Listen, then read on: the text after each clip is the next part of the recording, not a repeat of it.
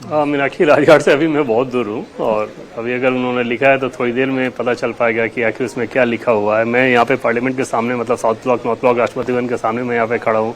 लेकिन समझा जा सकता है कि अगर महात्मा गांधी के समाधि स्थल पर गए हैं तो जो संदेश दिया होगा, उन्होंने क्या दिया होगा। इसके दूसरे ऑप्टिक्स की अगर बात करें तो गांधी शांति और हिंसा का संदेश देते हैं। वहाँ के महात्मा गांधी की समाधि पर जाकर उन्होंने पुष्प अर्पित किया। और इससे पहले तो भारत के अगर पोजीशनिंग के लिहाज से बात करें तो प्रधानमंत्री नरेंद्र मोदी का ऑप्टिक्स और मैसेजिंग की कला अगर देखें तो कल रूस के राष्ट्रपति को रूसी भाषा में गीता की पुस्तक देना, वो गीता जिसका सेटिंग ही पूरा युद्ध का है, लेकिन गीता युद्ध को सेलिब्रेट नहीं करती बल्कि युद्ध बताया जाता है कि वो अंतिम विकल्प है, यानी कि शांति, समझौता, समन्वय, इस तरीके से बातचीत अगर ना हो पाए और लगे कि अत्याचार खत्म नहीं हो रहा है तो फिर युद्ध किया जाता है। तो रूस यूक्रेन वॉर के संदर्भ में अगर आप देखें कि ऐसे माहौल में जब भारत और रूस के रिश्ते को लगातार रूस यूक्रेन वॉर के नजरिए से वेस्ट देख रहा है, उस परिप्रेक्ष्य में अगर भारत ने, प्रधानमंत्री मोदी ने अपनी पोजीशनिंग इस रूप में की है कि गीता की पुस्तक राष्ट्रपति पुतिन को दे रहे हैं, तो उसका संदेश कई मायने में बहुत साफ है कि वो इंट्रोस्पेक्शन सबके, सभी पक्षों के लिए है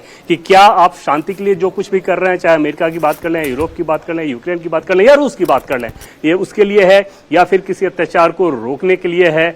क्या युद्ध से शांति की दिशा में जा रहा है या फिर इससे पीड़ा, उत्पीड़न और ज्यादा बढ़ रही है।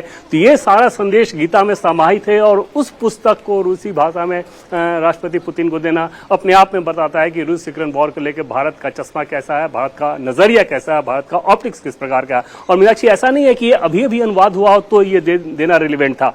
रूस में तो गीता रूसी अनुवाद जो था लगभग 18वीं शताब्दी में पहुंचा हुआ है, उसके बाद 200 वर्जन आ चुके थे। बावजूद इसके इस समय देना, सीधे सीधे पीएम मोदी ये बताना चाह रहे हैं कि कल 3 घंटे की जो प्राइवेट बातचीत उनकी राष्ट्रपति पुतिन के साथ हुई है उस पे उनका नजरिया कैसा रहा होगा और रूस यूक्रेन वॉर को वो किस रूप में देख रहे हैं और दुनिया को किस प्रकार का संदेश दे रहे हैं। मीनाक्षी, और इन सारी तस्वीरों का, इस मैसेजिंग का अमेरिका का रिएक्शन क्या हो सकता है? भारत इसको लेकर के भी माइंडफुल होगा? देवेंद्र,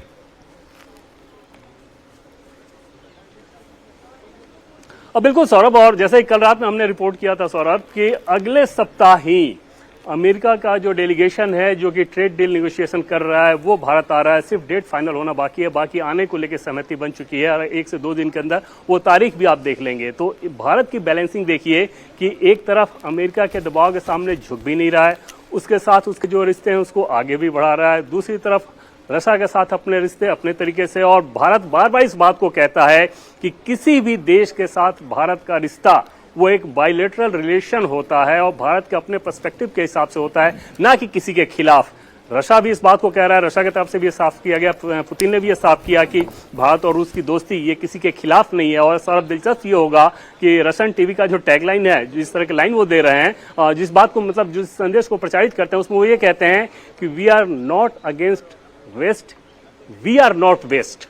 मतलब हम पश्चिम के खिलाफ नहीं है लेकिन हम पश्चिम नहीं है। तो कोशिश ये की जा रही है कि इस पूरे माहौल में भी अपने नैरेटिव को अपने अपने तरीके से आगे किया जाए। और निश्चित तौर पर अमेरिका की तो बहुत ज्यादा नजरें टिकी हुई हैं, खासतौर पर डिफेंस डील को लेके उसे बहुत आपत्तियां होती हैं। बहुत कोशिश उसने की कि इस काम को पहले भी अपने S-400 के समय देखा होगा कि किसी तरह से रोक दिया जाए, लेकिन वैसा नहीं हुआ। और जब 5th जनरेशन के फाइटर जेट प्लेन की भी बात है, Su-57, वहां भी भारत अपनी बातचीत कर रहा है। तो भारत अपनी शर्तों पर अपने हिसाब से बातचीत कर रहा है, चाहे वो अमेरिका हो या फिर कोई और देश।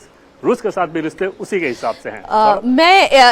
देवेंद्र, जो आप बात कह रहे हैं, जो रूसी राष्ट्रपति व्लादिमीर पुतिन की तरफ से संदेश लिखा गया है, अब उसकी तस्वीरें भी सामने आ चुकी हैं।